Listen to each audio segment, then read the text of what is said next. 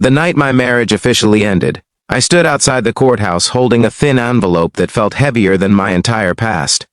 12 years of love, struggle, shared dreams, and silent disappointments had been reduced to a few stamped pages and 2 distant signatures. I remember staring at my reflection in the courthouse glass doors and not recognizing the man looking back at me. His shoulders were slumped. His eyes were tired. His wedding ring had left a pale mark on his finger that felt like a scar no one else could see. I thought the worst part would be losing my wife.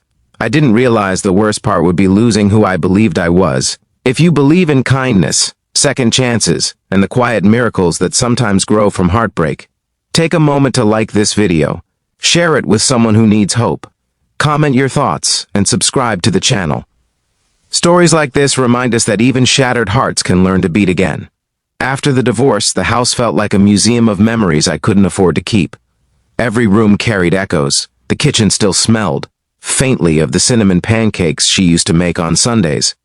The living room couch had an indentation where we used to sit together, pretending everything was fine when it wasn't. I tried to busy myself with work, staying late at the office so I wouldn't have to come home to silence. But silence followed me everywhere. It sat beside me at dinner. It lay next to me in bed. It whispered questions I didn't want to answer. The truth was, the marriage hadn't ended overnight. It had faded slowly, like a photograph left too long in the sun. We stopped talking about our dreams. We stopped arguing, which somehow felt worse. We became polite roommates sharing responsibilities instead of partners sharing life. By the time we signed the papers, the love had already packed its bags. Still, finality hurts differently. It's one thing to feel distant, it's another to know it's over. Through all of it, one person remained constant, my best friend, Aisha.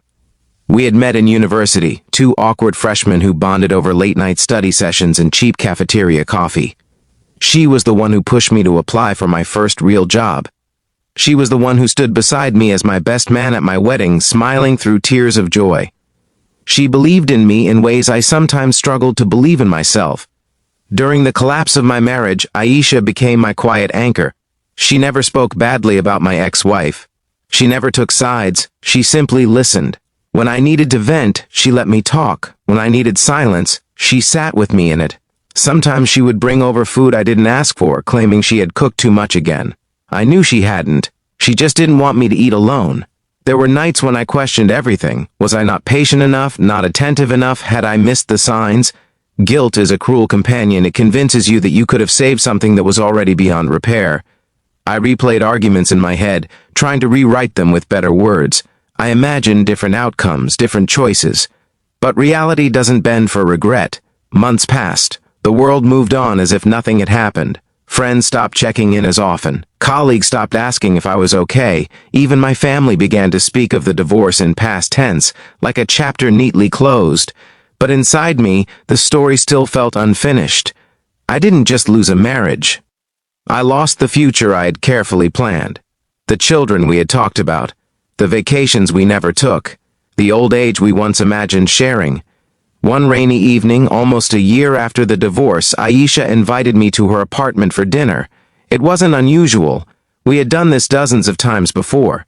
But that night felt different from the moment I stepped inside. The lights were softer. The air smelled of jasmine. She looked nervous, though she tried to hide it with a bright smile. We ate quietly at first. She asked about work. I asked about her new project. Outside, rain tapped gently against the windows, creating a cocoon around us.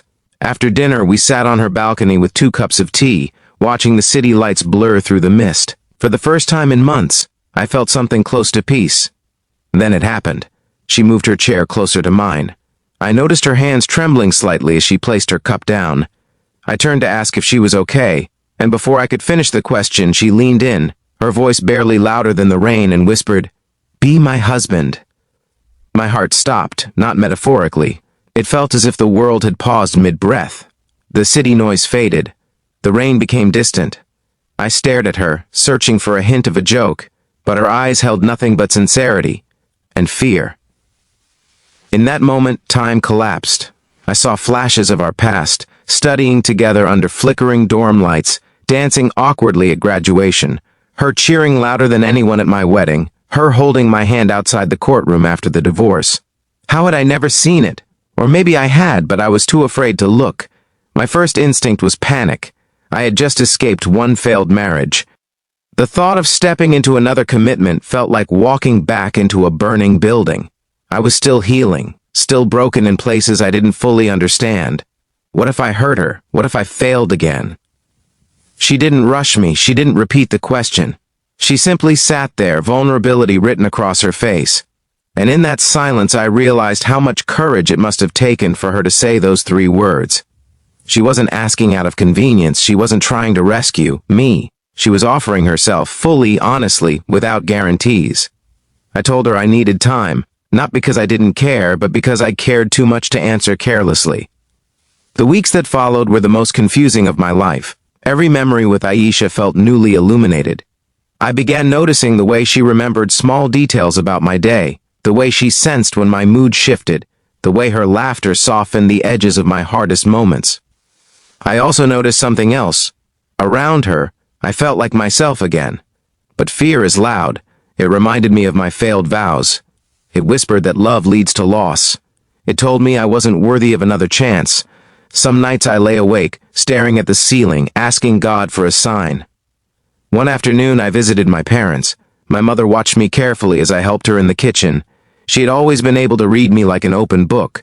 Without me saying a word, she asked if someone new had entered my heart. I hesitated, then told her everything. She smiled in a way that felt both gentle and knowing. She reminded me that not all love stories are meant to end in tragedy. Some begin after tragedy.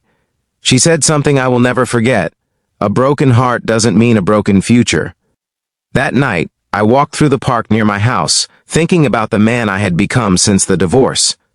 I was more honest with myself now, more aware of my flaws, more grateful for small joys. Pain had reshaped me, but it hadn't destroyed me.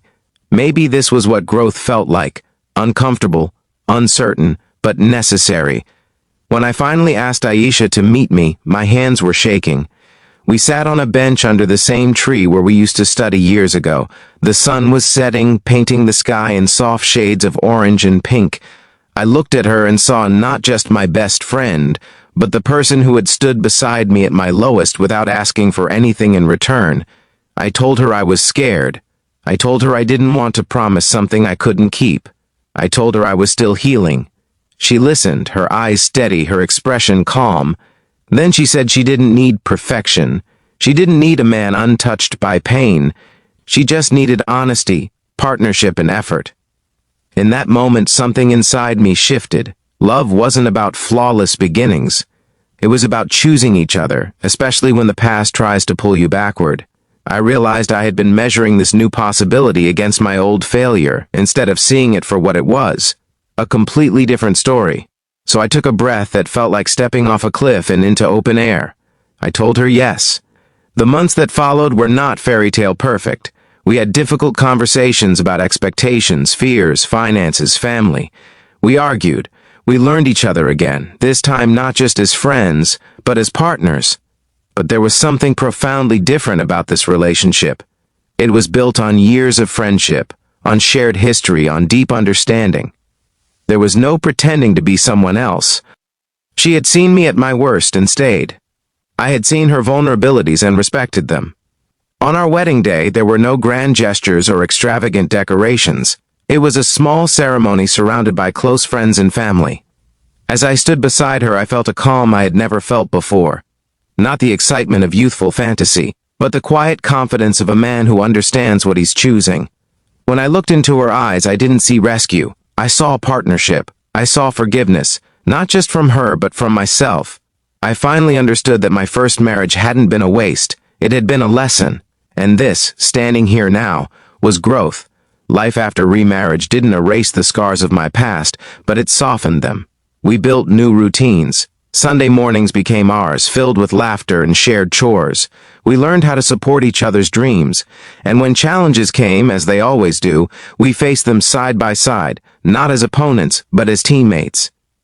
If this story has touched your heart so far, take a moment to like the video, share it with someone who needs hope, and tell us in the comments where you're watching from. Your engagement helps these stories reach more hearts that need healing. Before I share the final part of this journey, I have a special request.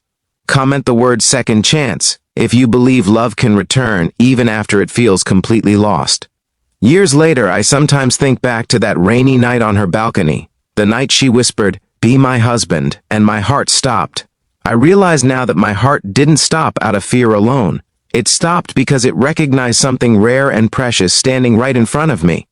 Divorce taught me humility. It taught me accountability. It forced me to confront parts of myself I had ignored. But Aisha taught me courage. She showed me that love isn't about avoiding pain, it's about risking it again, wisely and wholeheartedly.